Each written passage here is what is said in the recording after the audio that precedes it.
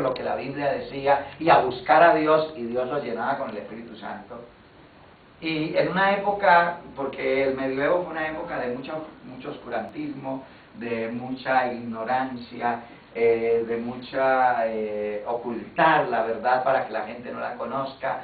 Y si en medio de ese oscurantismo hubo gente que buscó a Dios y Dios los llenó con el Espíritu Santo, si luego cuando hubo como esa resequedad en el movimiento protestante, el movimiento evangélico, y hubo gente inquieta, no, nosotros queremos algo más de Dios, no queremos solamente enseñanza, doctrina, academicismo, nosotros queremos una experiencia con Dios, y surgieron los movimientos de santidad, y hubo avivamientos, y hubo bautismo con el Espíritu Santo. Yo leía un texto, un diario de uno de esos hombres, una mujer que predicaba por esos años de siglo XIX, ella hablando, porque luego ella se convirtió en pentecostal o al pentecostalismo. Ella decía, yo recuerdo que en mis campañas, en mi predicación, en el trabajo que hacía, hubo gente que la oía hablar en lenguas, pero yo nunca le di importancia porque no sabía que era el bautismo con el Espíritu Santo. Pero la gente buscaba a Dios y Dios lo bautizaba, porque es que es una promesa.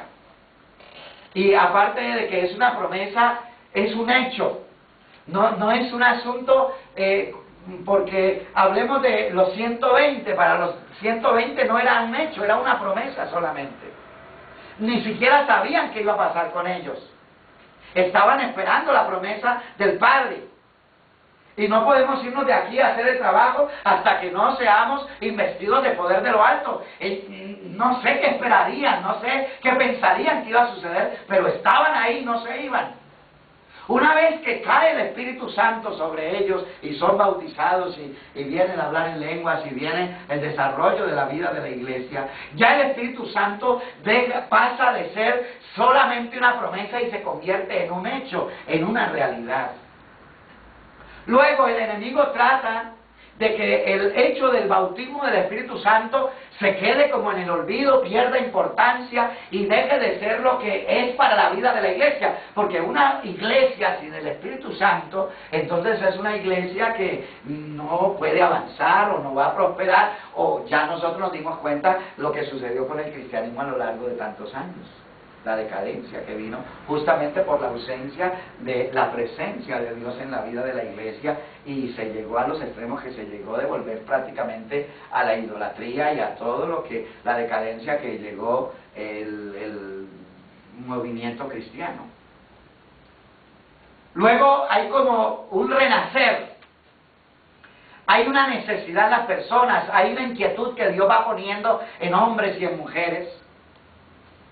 Y lo que comenzó con tanta fuerza y fue como decayendo y quedando prácticamente en el olvido, y no solo quedando en el olvido, sino que el no hablar en lenguas, el no recibir el bautismo del Espíritu Santo fue legitimado teológicamente. Y hubo grandes teólogos que se dedicaron a legitimar el hecho de no recibir el Espíritu Santo y a legitimar el hecho de no hablar en lenguas, y se escribió sobre eso durante muchos años, pero digamos que en medio de todo eso, mas sin embargo Dios iba inquietando a alguien, y alguien por ahí se ponía a buscar el rostro de Dios, y Dios lo llenaba a él, y ese le hablaba a otro, y el otro también recibía, y Dios iba llenando gente con el Espíritu Santo.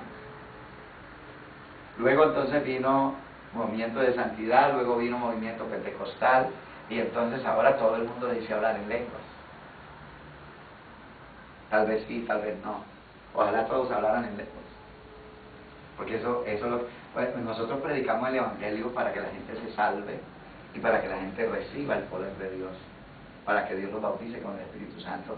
Y vuelvo y repito, ojalá todos recibieran el Espíritu Santo. Pero lo que yo sí quisiera resaltar esta tarde es que nosotros estamos viviendo un tiempo donde se han aclarado muchas cosas, doctrinalmente hablando. El poder de Dios siempre ha estado ahí, desde el Pentecostés hasta el día de hoy. Ha habido una fuente permanente que se nos ofrece a todos, al que busque al Señor. Si gente en la ignorancia doctrinal, solo con el anhelo de llenarse de Dios, Dios los bautizó con el Espíritu Santo. Yo pienso cuánto más en este tiempo la iglesia, con bases sólidas de conocimiento, de fe, de doctrina, de experiencias con Dios, un tiempo de abundancia de palabra, abundancia de doctrina, abundancia de Dios. Noten ustedes que uno se arrodilla un ratito a orar y ya siente que el Señor está tocando su vida. Nos reunimos y cantamos 2, 3 cantos, no necesitamos pasarnos una noche completa cantando, gritando y saltando, sino que cantamos 2, 3 cantos y los cantamos con el alma y ya comenzamos a sentir que el mover de Dios está ahí, hay abundancia de Dios. Me parece que es un tiempo para aprovecharlo. Me parece que es un tiempo para que en uno se genere esa inquietud, que uno dijera, bueno, si en épocas donde, porque Hechos y cartas apostólicas, siglo I, siglo II, había abundancia del Espíritu Santo por todas partes, pero luego eso nos demuestra la importancia del Espíritu para la vida de la iglesia, pero luego como que se pierde eso y también la iglesia como que quedan las nebulosas, pero pasan los años, pasan los siglos y Dios va levantando hombres y va sacando como a flote lo que se había perdido. La sana doctrina, la vida de santidad, el bautismo con el Espíritu Santo, todo eso va emergiendo y va quedando como en el conocimiento de la gente y comienza la gente a saber que hay como nuevas experiencias en Dios, que no es solamente creer algo, que no es solamente reunirse y tener como una liturgia y unas prácticas y regresar a casa, sino que existe la posibilidad de tener una experiencia con Dios. Y lo buscaron en ignorancia y Dios los tocaba. Y le pusieron cualquier nombre, llamaban la santificación. Me santificó. Pero en verdad estaban sucediendo otras cosas en la vida de ellos.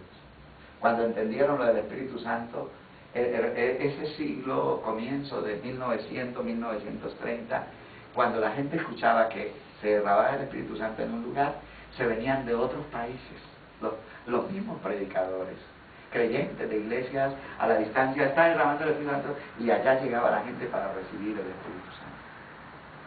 Y recibían el Espíritu Santo. Estamos en un tiempo de abundancia.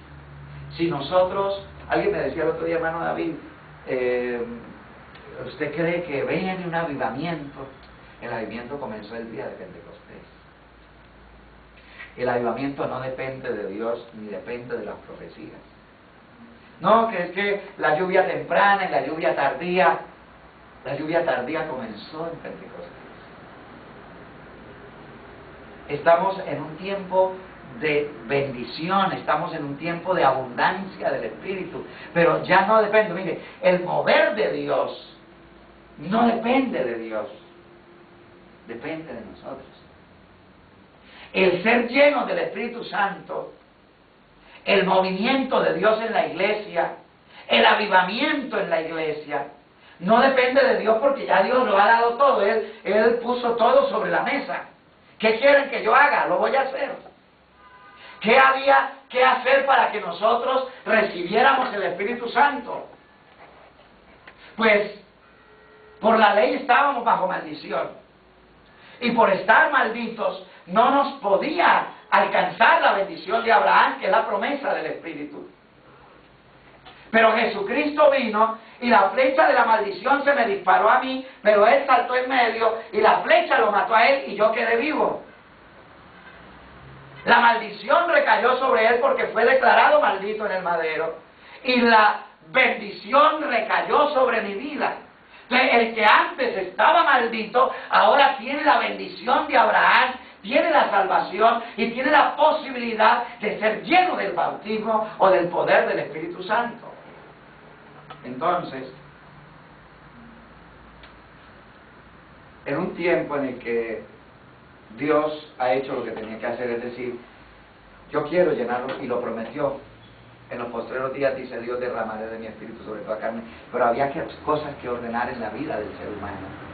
Y Él mismo se vino desde los cielos y estuvo entre nosotros y ordenó todo. Y fue al Calvario, entregó la vida, resucitó, subió por encima de todos los cielos para llenarlo todo, se sentó en el trono de la majestad y luego vino la repartición de los dones, el Espíritu, dones, ministerio, etcétera, todo lo que Dios sabe prodigar a los que creen en Él, porque Él es galardonador de los que le buscan.